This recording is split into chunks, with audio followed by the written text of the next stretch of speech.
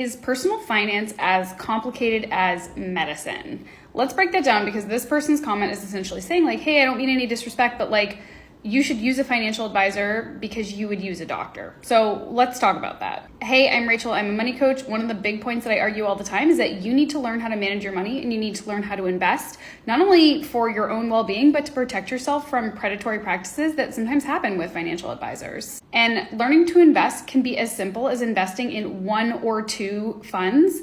It is nowhere near as complex to build a stable and successful portfolio as it is to diagnose virtually anything. And I think that in many cases as an adult, you spend a lot of time deciding, am I going to go to the doctor to deal with whatever issue I am currently facing, or am I going to do the things that seem like they usually work and see how that goes for me? And my argument is not that you never ever need a financial professional, but my argument is pretty much like, if you set yourself up and you follow very standardized, broad-based guidelines in a way that feels comfortable for you, by the time you reach your 40s and 50s, you're going to be pretty well set up. And at that point, you actually should go see a certified financial planner to help you map out how you're going to use the wealth that you've built in retirement in the most effective and efficient way.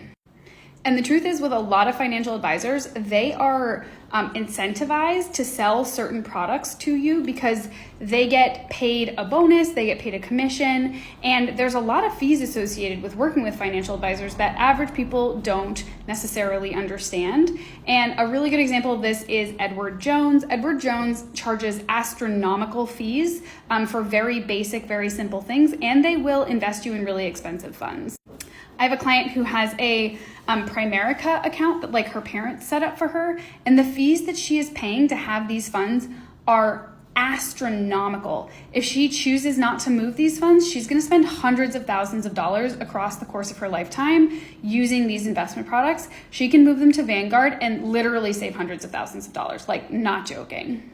So I personally think that finance is wildly different than medicine. And sure, there are times that you do need a financial advisor, but you would know that because you would know that your finances are complex. You would understand that your tax situation is complex. For the average person, you need to be using a Roth IRA, a 401k, and investing in basic index funds.